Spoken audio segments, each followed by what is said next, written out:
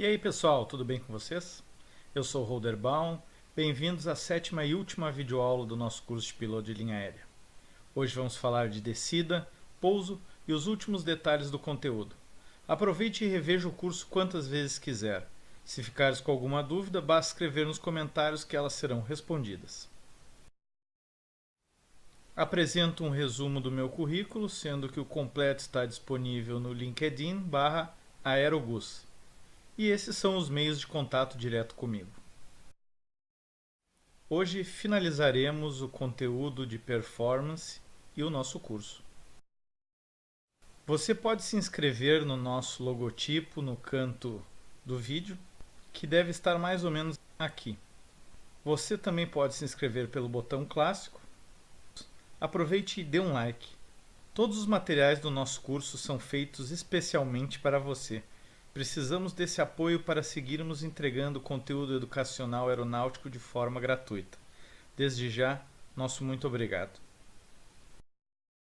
Durante quase todas as fases do voo, a aeronave está exposta a esforços em função da gravidade. O piloto em comando de uma aeronave deve se preparar para entrar em zonas de turbulência, considerando 2 pontos. Primeiro, estar em velocidade suficiente para que uma rajada ascendente não estole o avião, e que esta velocidade seja suficientemente baixa para que os limites máximos permissíveis não sejam ultrapassados. Drift down. Mergulho, afundamento. Em caso de pane, existe um comportamento a ser seguido pelo piloto em comando da aeronave. Caso uma aeronave não consiga manter a altitude após perder pelo menos um motor, deve ser ajustada a velocidade de tal forma que seja possível ultrapassar com segurança os obstáculos, garantir o pouso seguro da aeronave e executar uma Net Flight Path que deverá manter os obstáculos com uma distância mínima de 600 metros, 2.000 pés de altura, em um raio de 8 km da aeronave. Se não for possível cumprir com Net Flight Path, a aeronave deverá ser desacelerada até a velocidade de menor arrasto e descer até a nova altitude de voo. Vamos analisar um exemplo. Uma aeronave está em cruzeiro a 40.000 pés. Durante o voo, ela tem uma pane em um dos motores e na trajetória de descida para o pouso de emergência, existe um obstáculo com 15.000 pés de altura. Então, o piloto desce até 17.000 pés, os 2.000 pés acima do obstáculo num raio de 8 km da aeronave, para efetuar o cruzamento seguro. Mas caso o piloto não consiga manter os 2.000 pés regulamentares, ele deve conduzir a aeronave com a velocidade de menor afundamento para aumentar a segurança da descida.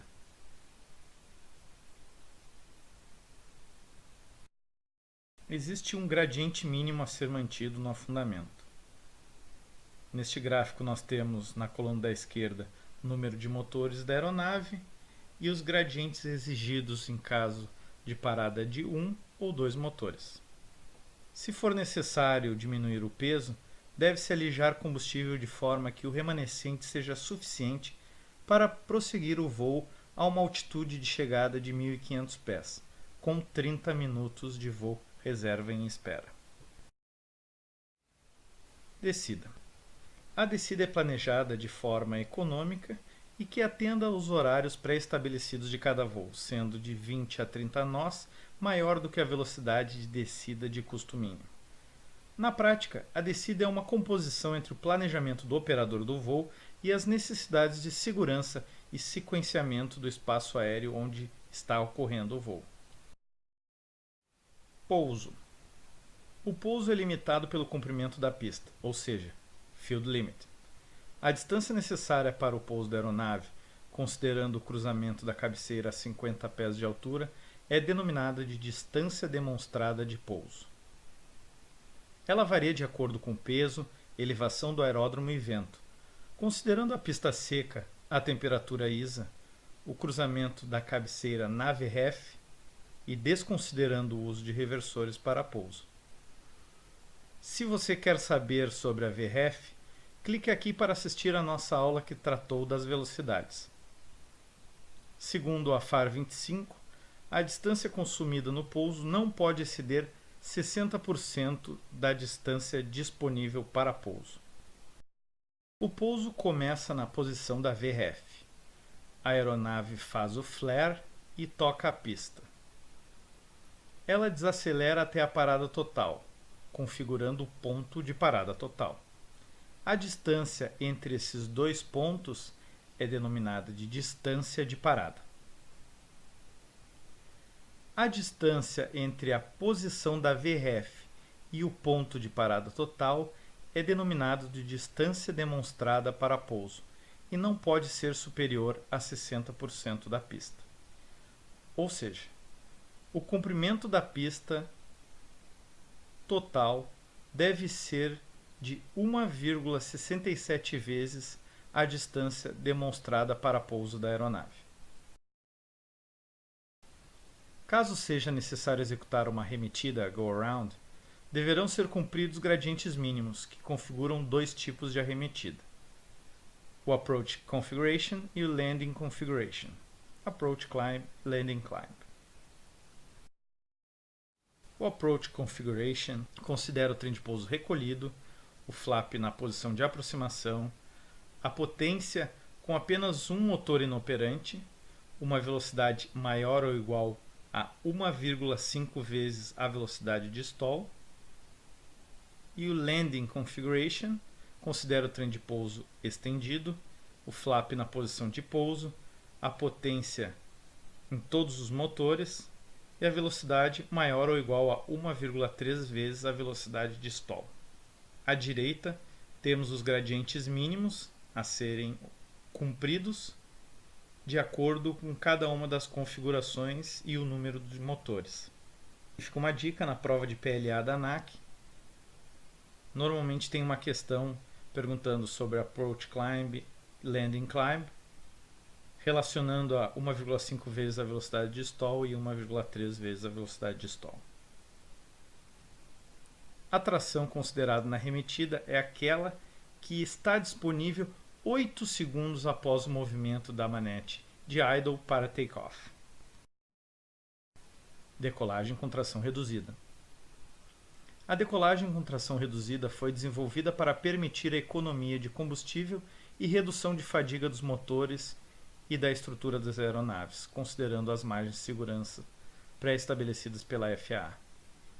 A tração requerida para a decolagem foi instituída para situações onde o peso do avião seja inferior ao de máxima performance. Vamos ver um exemplo.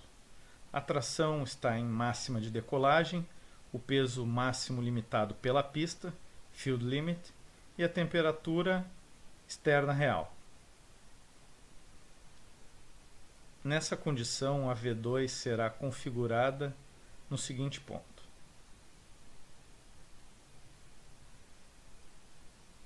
Mudando a situação, a tração máxima de decolagem, um peso menor do que o limitado pela pista, field limit, ou seja, vai sobrar pista, e a temperatura externa real. Nessa condição, a V2 será atingida nesse ponto. Ou seja, com toda essa sobra de pista, a potência pode ser reduzida para que seja atingida em algum ponto a V2 nessa área.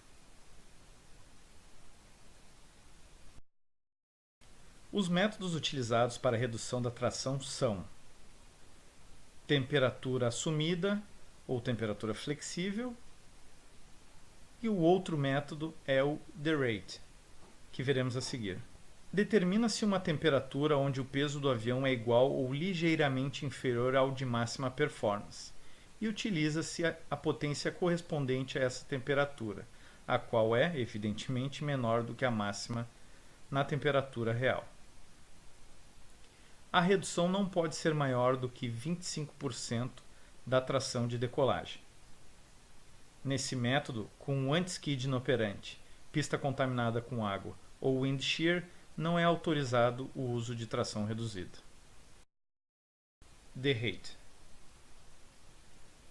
Motores podem ter diferentes trações máximas, sendo, por exemplo, X1 25.000 libras e X2 22.000 libras.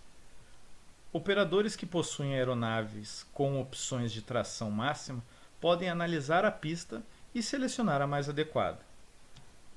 Ao contrário da temperatura assumida, a decolagem com tração reduzida de rate pode ser utilizada em aeronaves com anti-skid inoperante, com água na pista e com presença de wind shear. No planejamento do voo, a performance do avião é diretamente afetada pelo combustível carregado. A quantidade mínima de combustível deve ser suficiente para ir do aeródromo de partida até o aeródromo de chegada, arremeter no aeródromo de chegada e se deslocar até o aeródromo alternativo em regime de Long Range Cruise. Se você quer saber mais sobre os tipos de cruzeiro como o Long Range Cruise, clique aqui para assistir a nossa aula que trata de cruzeiros. Chegar no AD alternativo e ficar em espera durante 30 minutos a uma altura de 1.500 pés. Como combustível de contingência, o volume equivalente a 10% do tempo de voo entre o aeródromo de partida e o de chegada. Para ilustrar o planejamento do combustível se dá da seguinte forma. Considerando o aeródromo de partida, um aeródromo de destino, um aeródromo alternativo, será assumido um volume de combustível X para a viagem. 10% desse volume de combustível será abastecido como contingência. Visando a economia de combustível em função do aumento da performance, o redespacho foi criado para permitir a redução do combustível de contingência, para etapas longas, tendo como características aeródromo de partida até o aeródromo de destino, 10% do combustível para voar do ponto de redespacho, um aeroporto intermediário, para o aeródromo de destino, combustível para voar do aeródromo de destino até o aeródromo alternativo e combustível para espera durante 30 minutos a 1.500 pés sobre o aeródromo alternativo.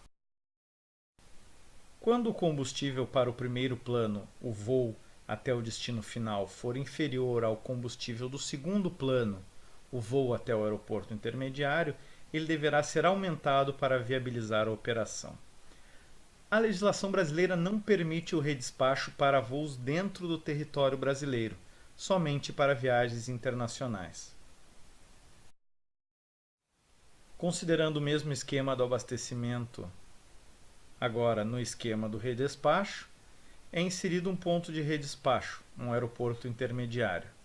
E agora pode-se transportar apenas 10% do volume entre o aeródromo de partida e o ponto de redespacho, volume no caso de combustível.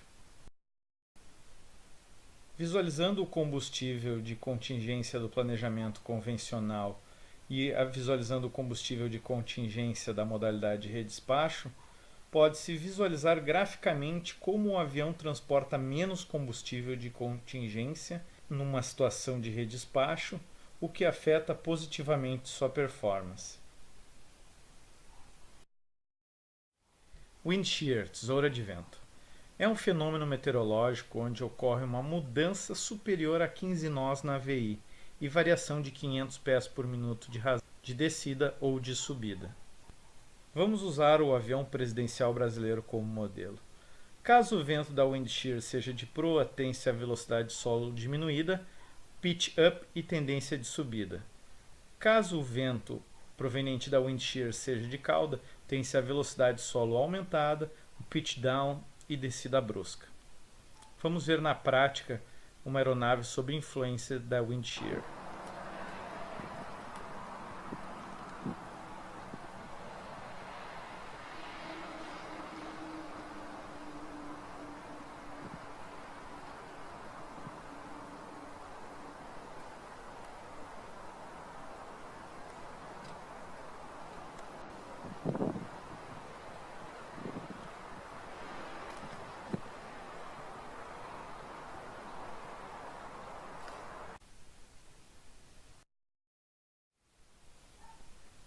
Microburst é um fenômeno meteorológico mais intenso que a wind shear definido como uma corrente descendente com diâmetro inferior a 4 km e velocidade superior a 20 nós, 36 km por hora. É um fenômeno de difícil visualização. Vamos ver essa microburst molhada, o que vai nos ajudar a visualizar.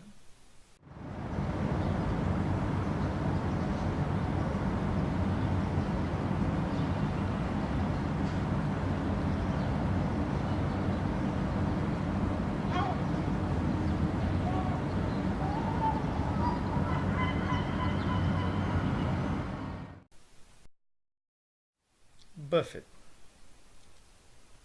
O buffet ou vibrações são causados pelo deslocamento dos filetes de ar nas asas do avião.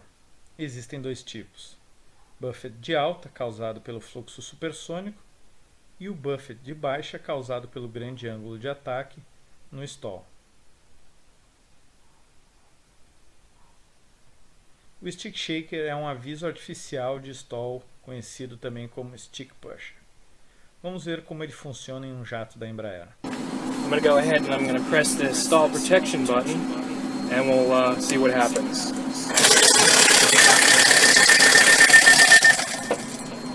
And so I get the stick shaker, the stick pusher, a master caution and a master warning.